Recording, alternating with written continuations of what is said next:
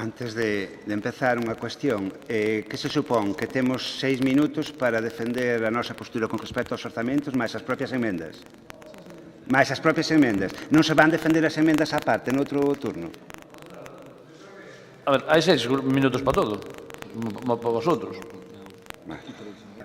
En todo caso, depois de oír aquí intervencións de máis de media hora por cousas que eran unha auténtica chorrada, que nos den 6 minutos para definir a nosa postura con respecto a un proxecto de orzamentos onde se decide o destino de 80 e tantos millóns de euros, pareceme canto menos, bueno, se non é tomado de pelo pouco menos, non? Pero, bueno, alá vostedes cas súas posturas.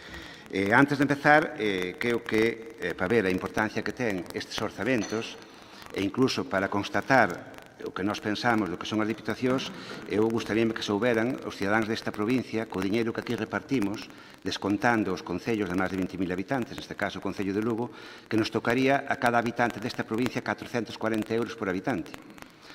O orzamento desta diputación repartido, non teria que ser por outros criterios, pero, bueno, imaginando que fora por criterios de habitantes, a un concello como o meu, o do Teiro de Rei, con 5.000 habitantes, tocaríanos 2.200.000 euros.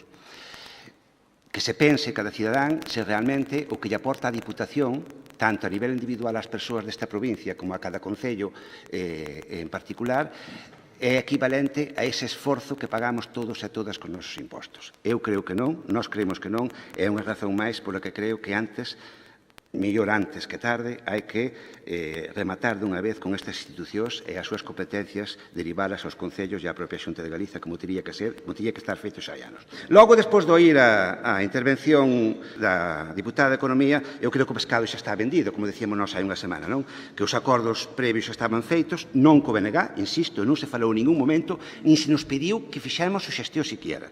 Non pasa nada, decisión política do Partido Socialista, preferiu pactalos co Partido Popular, incluso estiveron reunidos agora unha hora antes de vir para aquí, teñen toda a legitimidade, todo o dereito do mundo a pactar o que desexen oportuno entre os dous. Alá vostedes e cada un fará as súas valoracións políticas, co cal imagino que se fará o paripé, de que son moi malos e tal, pero ao final aprobarase, non? Hai que recordar que no ano 2006, cando fixeron o mesmo, ninguén propuxo un plan único, 2016, perdón.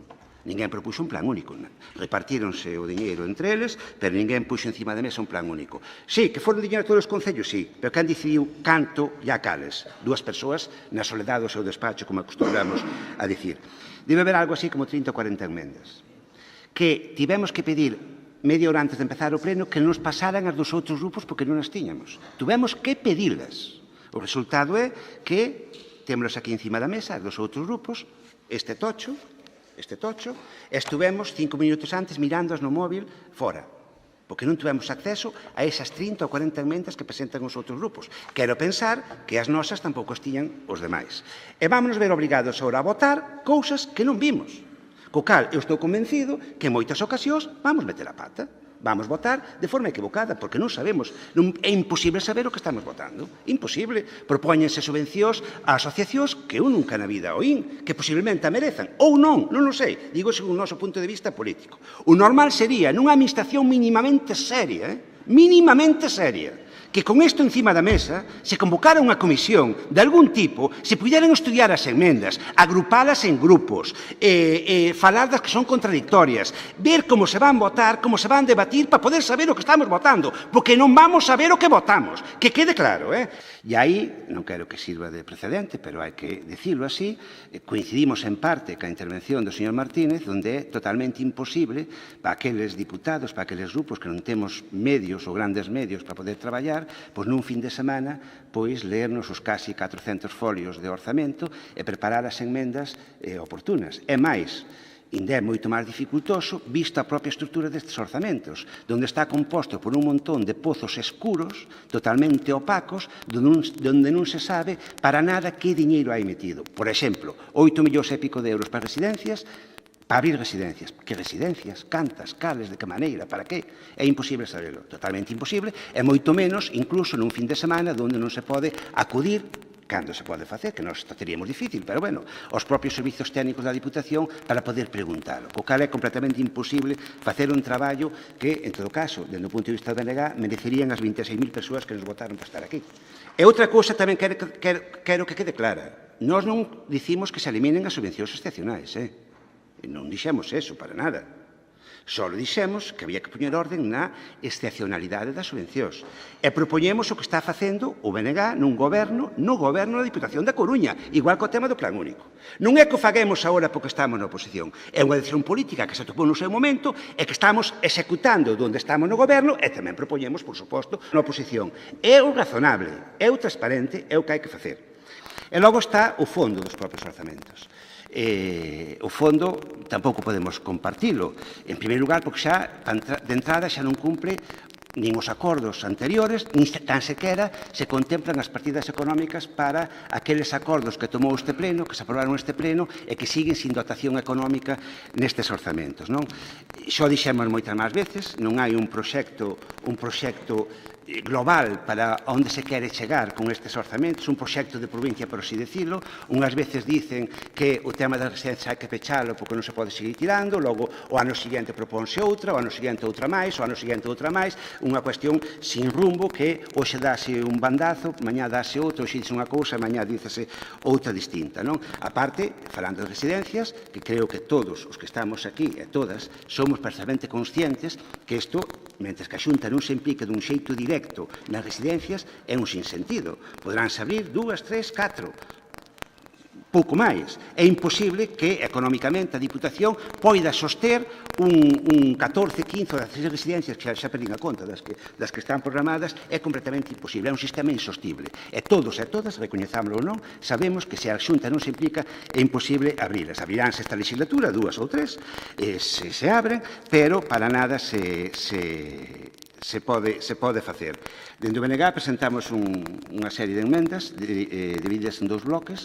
Un primeiro bloque onde están dirixidas directamente a cuestións que aprobou este pleno, casi todas, ou algunha delas que iríamos traer, unha delas ven hoxe precisamente ao pleno, ou viría nos próximos. Estamos falando de acabar a estrada de Fonsagrada a Navia, que o aprobou este pleno. Estamos falando do pabellón, iniciar a construcción do pabellón de Burela, que aprobou este pleno. Estamos falando da ruta do Río Rato hasta a Campiña. Supoño que habrá que volver a traer os veciños aquí ao pleno para que a vez diante deles volvan a votar en contra de que se faga. Estamos falando de reconstruir e poñer diñeiro realmente, non simplemente falar da Casa de Díaz Castro en Guiteriz. Estamos falando de financiar as escolas de música municipais da provincia, que se aprobou neste pleno e sigue no olvido. Estamos falando de levar os nenos e nenas da provincia en edade escolar ás piscinas climatizadas que hai na provincia, que aprobou este pleno e sigue tamén no olvido. Estamos falando de subvencionar as actividades para os nenos das AMPAs,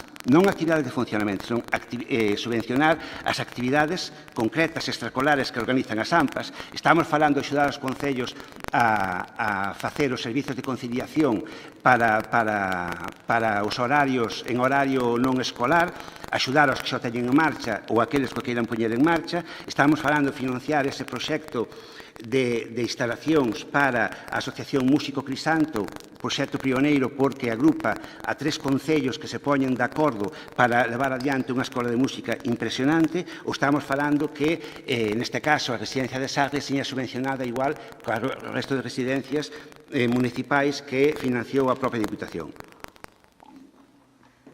E logo, temos un segundo bloque de enmendas que están orientadas a que este pleno poida fiscalizar, por así decirlo, o que é o gasto do carto público que fai a Diputación. Cando debatemos aquí sobre o Plan Único, falábamos que había que avanzar cara á transparencia do gasto no diñeiro público. Avanzar cara a que todo o mundo soubera como se gastan os cartos desta Diputación e se fixeran da forma máis obxectiva posible. Fixemos un avance, pero queda moito por facer. Os cartos que se gastan en subvencións excepcionais a dedo do presidente da Xunta ou con quen el acorde o ese reparto siguen sendo un número moi considerable. Nós, lóxicamente, temos a forza que temos e votaremos o que corresponda en cada caso, pero creo que ese tipo de excepcionalidade ten que ir ao pleno. Non hai outra solución. E non é nada novo, nin nada inventado. O BNG, cando propuxo o Plan Único, dicía que era unha copia do que estaba propoñendo, por parte do BNG, nas Diputacións da Coruña en Pontevedra. Bueno, porque estamos propoñendo con respecto ás modificacións de crédito ou con respecto a calquer subvención que non vaya neste proxecto de orzamentos é o que está en vigor na Diputación da Coruña.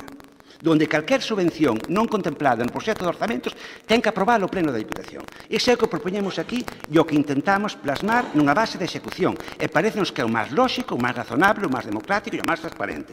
E, de logo, votar en contra deso é moi difícil de justificar ante o conxunto da ciudadanía. Para nós é, desde logo, algo vital que foi pasando estes anos por intentar chegar a un acordo, pero que neste momento é algo ao que non estamos dispostos a renunciar.